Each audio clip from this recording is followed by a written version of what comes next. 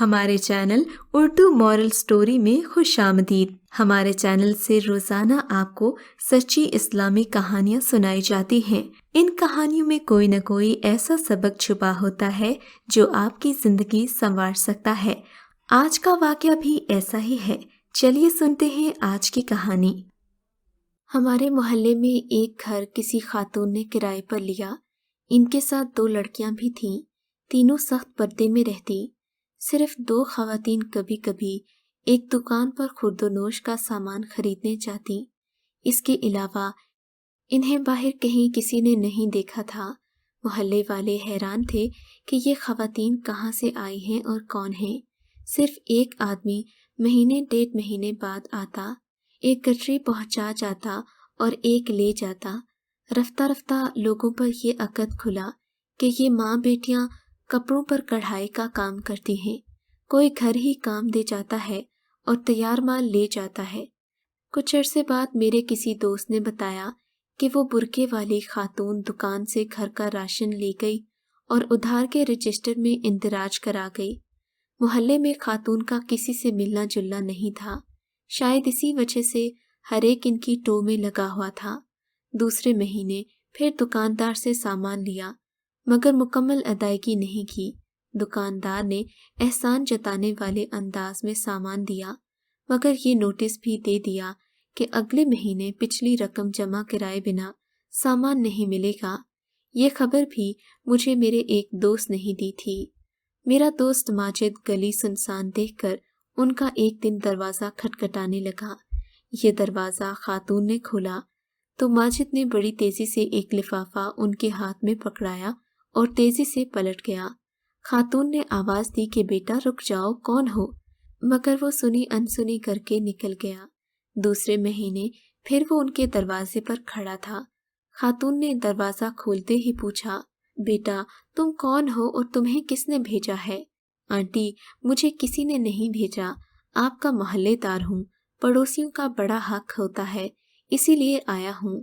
ساتھ ہی لفافہ ان کی طرف بڑھا دیا۔ وہ نہ کرتی رہ گئی مگر ماجد لفافہ ان کی طرف اچھال کر تیزی سے پلٹ گیا۔ تقریباً 4-5 ماہ یہ سلسلہ چلتا رہا۔ پھر ایک روز اس خاتون نے رقم لینے سے انکار کر دیا۔ ہمیں پھر سے کام ملنا شروع ہو گیا ہے۔ جو کام لاتا تھا وہ بیماری کی وجہ سے اس عرصے میں آ نہیں سکا، اللہ کے فضل سے وہ ٹھیک ہو گیا ہے۔ خاتون نے اتنا بتایا مگر اس عرصے میں انہیں ماجد کا نام معلوم ہو چکا تھا اور ماجد کو بھی ان کے بارے میں خاصی معلومات مل چکی تھی۔ وہ خاتون دراصل بازار حسن سے اپنا پیشہ چھوڑ کر نکل آئی تھی، شریفانہ زندگی گزارنا چاہتی تھی۔ ان کا نام ریحانہ تھا۔ دونوں بیٹیوں کو اس غلاظت بھری زندگی سے بچا کر ایک صاف ستھری زندگی دینا چاہتی تھی، اسی لیے ایک رات خاموشی سے اپنی بیٹیاں اور جمع پونجی لے کر فرار ہو گئیں۔ اسٹیشن پہنچی، ریل میں سوار ہوئیں، ٹکٹ کہیں اور کے لیے اور درمیان میں کسی دوسرے شہر اتر گئی۔ یہی شہر تھا جس میں اب ان کی رہائش تھی۔ ابھی ماجد ان کی مالی مدد کرتا تھا کہ کہیں یہ پھر سے دل برداشتہ ہو کر انہی کاموں میں نہ پڑ جائیں۔ مگر ہمارے لوگوں کو کسی کی اچھائی کب قبول ہوتی ہے؟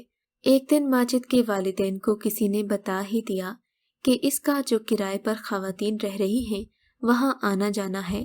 بس پھر کیا تھا، یہ چھان بین کی گئی کہ یہ کون خواتین ہیں جن کا نہ کوئی آگے ہے نہ پیچھے ہے۔ محلے والوں نے ان پر بدکرداری کا الزام بھی لگا دیا اور یہ بھی کہ ماجد انہیں بلا وجہ رقم نہیں دیتا۔ ماجد کی ماں کو اپنے بیٹے کے متعلق یہ بات سن کر بہت دکھ ہوا۔ ان کا یہ صدمہ ان کی جان لے گیا۔ ماجد ان دنوں کالج کے آخری سال میں تھا۔ اخراجات کے لیے دی جانے والی رقم گھر والوں نے بند کر دی۔ چند جوڑے کپڑے اور کتابیں، یہ کل اثاثہ تھا جو وہ گھر سے باہر لے گئے تھے۔ ایک دوست نے ساتھ دیا، ساتھ رہنے کا ٹھکانہ فراہم کیا اور اپنے گھر میں ایک خالی کمرہ بھی دے دیا، ساتھ ہی کھانے پینے کی پریشانی کا مسئلہ بھی حل کر دیا۔ مگر تعلیمی اخراجات کیسے پورے ہوں گے، یہ تلوار اس کے سر پر لٹک رہی تھی۔ نوکری کی تلاش شروع کر دی مگر ملازمت نہیں ملی۔ کہ ساتھ پڑھائی کے لیے وقت مل سکے۔ ایک روز مغرب کی نماز کے بعد یہ مسجد سے نکلا تو ایک چھوٹا سا بچہ اسے ایک بچہ پکڑا گیا۔ ریحانہ بیگم نے اسے اپنے گھر بلایا تھا۔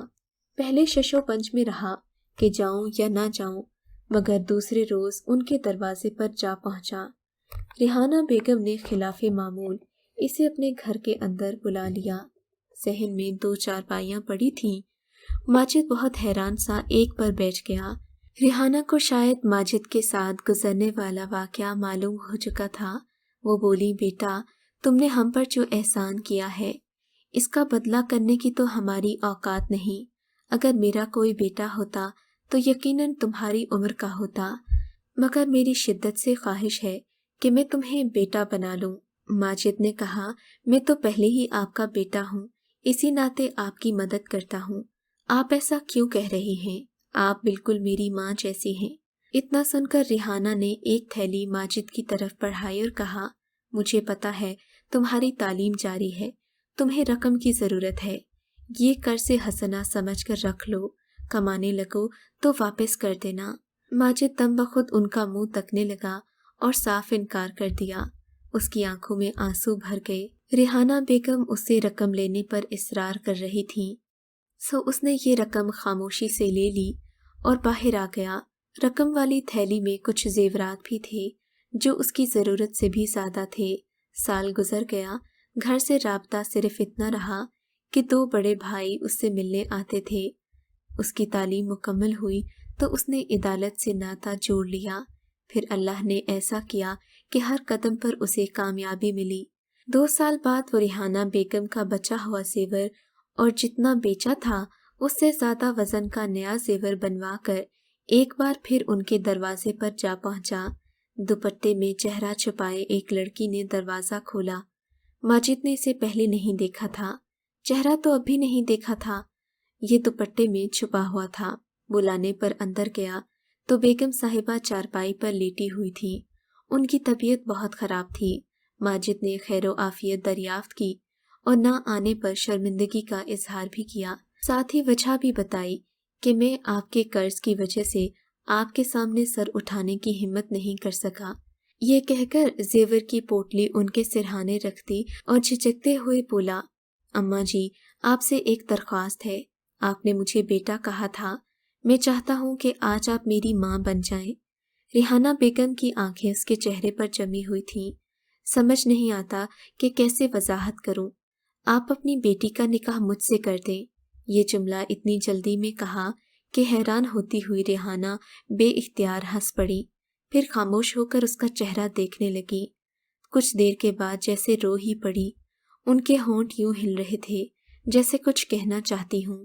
پھر آخر ان کا ڈر زبان پر آ ہی گیا، بیٹا، تم اعلیٰ نسب کے ہو جبکہ میں گندی نالی کا حقیر کیڑا ہوں۔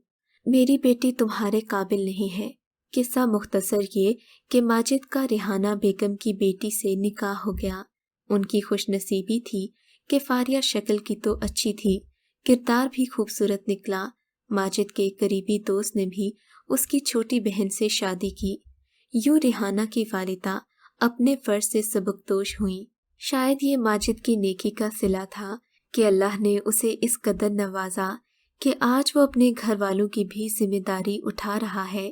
وہی گھر والے جنہوں نے اسے ذلیل کر کے گھر سے نکالا تھا، آج روزی روٹی کے لیے اس کے محتاج ہو گئے تھے، کیونکہ ان 3 سالوں میں ان کے مالی حالات بہت برے ہو گئے تھے۔ خدا کی مخلوق سے کبھی نفرت نہ کرو، برائی سے نفرت ہو بھی تو برائی کرنے والے سے نفرت نہ کرو، اسے محبت سے اس کا دل بدلنے کی کوشش کرو۔ اس کا اجر اللہ کے ہاں اتنا ہے کہ انسان کے وہم و گمان میں بھی نہیں آ سکتا۔ اگر آپ کو آج کا یہ واقعہ پسند آیا ہے تو اس ویڈیو کو لائک ضرور کیجیے اور اس طرح کے مزید قصے سننے کے لیے ہمارے چینل اردو مورل سٹوری کو سبسکرائب ضرور کیجیے۔